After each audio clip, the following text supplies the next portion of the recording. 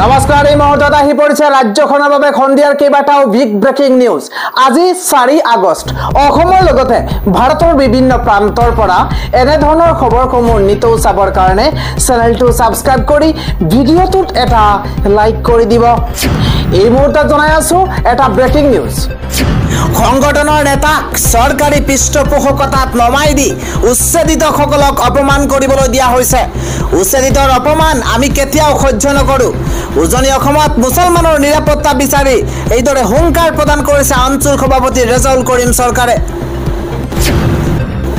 সন্ধিয়াৰ পৰৱৰ্তী ডাঙৰ খবৰ, 12 ঘণ্টীয়া শিৱসাগৰ বন্দৰ ঘোষণা কৰি এবাৰ আটক হৈছে আটাচুৰ সদস্য। 12 ঘণ্টীয়া শিৱসাগৰ বন্ধৰ ঘোষণা কৰি আটক হৈছে ইজনৰ পাছত সিজনকৈ আটাচুৰ সদস্য। প্ৰায় 30 জন আটাচু সদস্যক গ্ৰেপ্তাৰ কৰি শিৱসাগৰ আৰক্ষীয়ে গ্ৰেপ্তাৰ কৰিছে। 12 ঘণ্টীয়া শিৱসাগৰ বন্ধ ঘোষণা কৰা আটাচুৰ সদস্য আটক কৰা হৈছে। এটা গুৰুত্বপূৰ্ণ খবৰ, শিৱসাগৰ জিলা পৰিষদৰ আসনখন সংৰক্ষণৰ বিৰোধিতাৰে আহ্বান জনাইছিল বন্ধৰ। শিৱসাগৰ জিলা পৰিষদৰ আসনখন সংৰক্ষণৰ বিৰোধিতাৰে আহ্বান জনাইছিল বন্ধৰ। মিলন বুঢ়াগোহাঁই নেতৃত্বাধীন আটাচুৱে ঘোষণা কৰিছিল বন্ধৰ। বিপৰীতে আটাচুৰ বসন্ত গগৈৰ সমৰ্থকে কৰিছে বন্ধৰ বিৰোধিতা। গুৰুত্বপূৰ্ণ খবৰ, মিলনপন্থী গোটৰ মিশ্ৰিত প্ৰভাৱ শিৱসাগৰত পৰিছে আৰু অপ্ৰীতিকৰ পৰিস্থিতিত ৰোধৰ বাবে সষ্টম হৈ পৰিছে আৰক্ষী প্ৰশাসন। পৰৱৰ্তী গুৰুত্বপূৰ্ণ খবৰ, শিৱসাগৰত ম্যাদ থাকিবই। বাংলাদেশী হলেও কোনেও তাক আঙুলি টোৱাব নোৱাৰিব।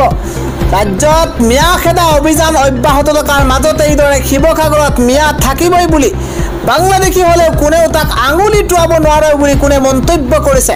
প্ৰতিটো শেহতীয়া আপডেট জনোৱাৰ চেষ্টা কৰিছো। এটা বিগ ব্ৰেকিং, শিৱসাগৰত ম্যাদ থাকিবই। নগাঁৱৰ পৰা মানুহ আহি শিৱসাগৰত কাম কৰিবই। বাংলাদেশী হলেও কোনেও তাক আঙুলি টোৱাব নোৱাৰিব। আঙুলি টোৱাৰ বাবেই আইন আছে। বাংলাদেশীক খেদিবলৈও এখন আইন আছে। গুৰুত্বপূৰ্ণ খবৰ এই মুহূৰ্তত, আইনৰ ঊৰ্ধত প্ৰশাসনৰ ঊৰ্ধত সংগঠন নহয়।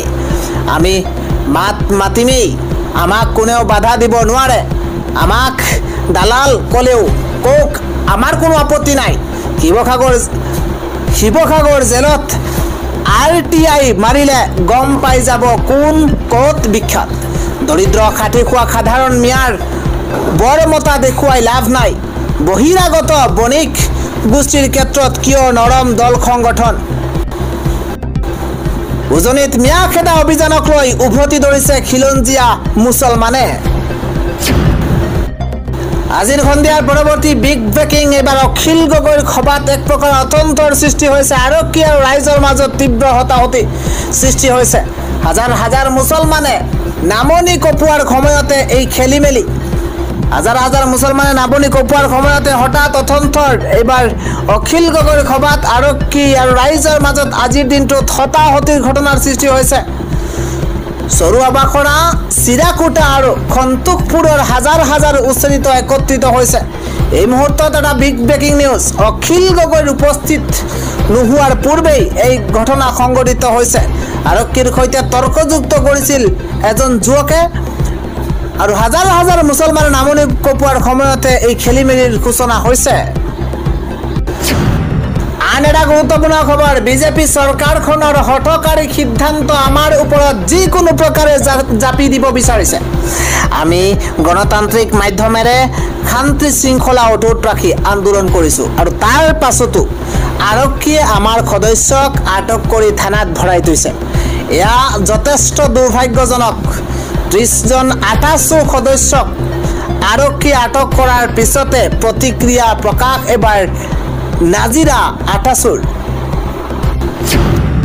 আজি সন্ধিয়াৰ পৰৱৰ্তী আন এটা বিগ ব্ৰেকিং নিউজ, মুছলমানেও জানে হাতত হেংদাং লৈ ওলাই আহিব। মুছলিম স্বায়ত্তশাসিত পৰিষদৰ দাবী এইবাৰ মোচাৰ। উজনিত মুছলমানক হাৰাশাস্তি কৰাসকল চৰকাৰে ৰক্ষণাবেক্ষণ দিছে নেকি? উজনিলৈ কাম কৰিবলৈ যোৱাসকল সাধাৰণ ভাৰতীয় নাগৰিক ম্যাদ খেদাৰ নামত উজনিত মুছলমানক অন্যায় অত্যাচাৰ কৰিছে। ব্যৱসায় বাণিজ্য কৰাৰ নৈতিক অধিকাৰ নাই নেকি অসমীয়া মুছলমানক খেদি পঠাব বিচাৰে যদি আমাক মুছলিম স্বায়ত্তশাসিত পৰিষদ দিয়ক। মুছলমানৰ নিৰাপত্তাৰ স্বাৰ্থত মুছলিম স্বায়ত্তশাসিত পৰিষদ দিয়ক চৰকাৰে। নিৰাপত্তা নাই যদি আমিও নিৰ্দিষ্ট এটা সীমাৰ ভিতৰতে থাকিব বিচাৰোঁ। এখন জিলাৰ পৰা আন এখন জিলালৈ যোৱা কিয় বাধা দিব মুছলমানক?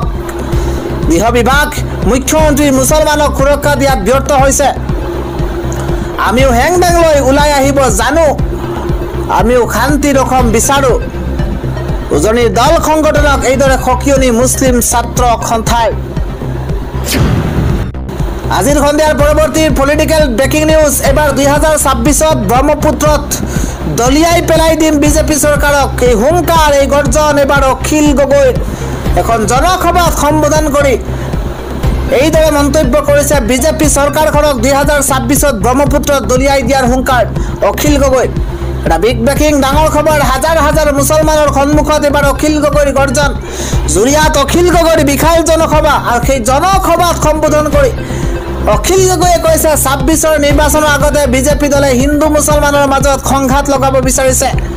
কেৱল সিমানেই নহয়, ব্ৰহ্মপুত্ৰত বিজেপিক দলিয়াই দিয়াৰ হুংকাৰ প্ৰদান কৰিছে অখিল গগৈয়ে। হিন্দু মুছলমান কৰি 26 পাৰ হ'ব বিচাৰিছে হিমন্ত বিশ্ব শৰ্মা চৰকাৰে। হিন্দু মুছলমান বিজেপিৰ প্ৰৰোচনাত নপৰিব।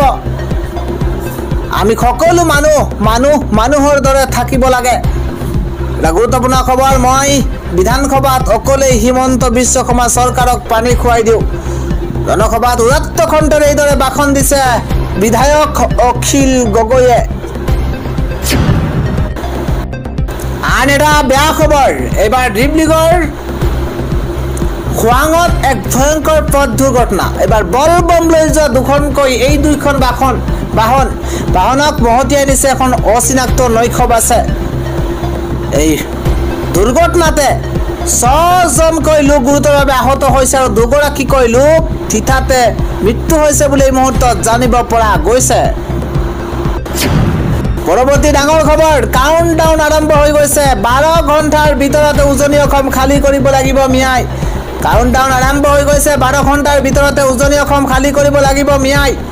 এফালৰ পৰা ঘৰ খালী কৰিব লাগিব মিয়াই। উজনি অসমত মিয়াক কোনো পধ্যেই থাকিবলৈ নিদিয়াৰ হুংকাৰ।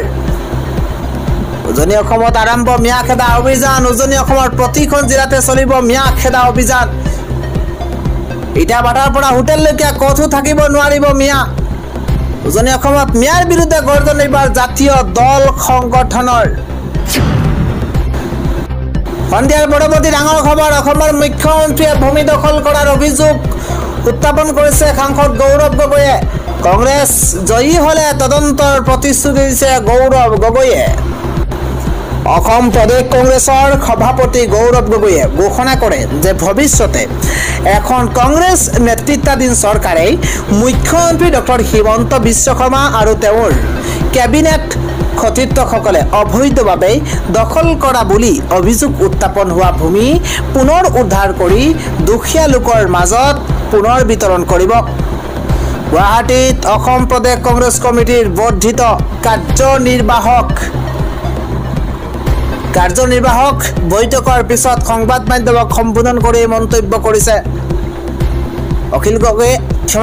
গৌৰৱ গগৈয়ে বৰ্তমানৰ বিজেপি নেতৃত্বাধীন চৰকাৰখনক জনসাধাৰণৰ আস্থাক প্ৰতাৰণা কৰাৰ অভিযোগ উত্থাপন কৰি সমগ্ৰ অসমৰ জনসাধাৰণ ক্ৰমান্বয়ে অসন্তুষ্ট আৰু ৰাজনৈতিক পৰিৱৰ্তনৰ বাবে সাজু হোৱা বুলি দাবী কৰিছে। গগৈয়ে কয় যে ভূমিৰ অধিকাৰ ৰক্ষাৰ নামত মুখ্যমন্ত্ৰী আৰু তেওঁৰ মন্ত্ৰীসকলে দখল কৰা মাটি পুনৰ ৰাইজৰ হাতলৈ যাব। তেওঁ কয় যে 2026 চনত নিৰ্বাচিত হলে কংগ্ৰেছ চৰকাৰে ভূমি পুনৰ বিতৰণক শীৰ্ষ অগ্ৰাধিকাৰ হিচাপে ল'ব। প্ৰথমখন কেবিনেট বৈঠকতে কাম কৰাৰ প্ৰতিশ্ৰুতি দিয়ে।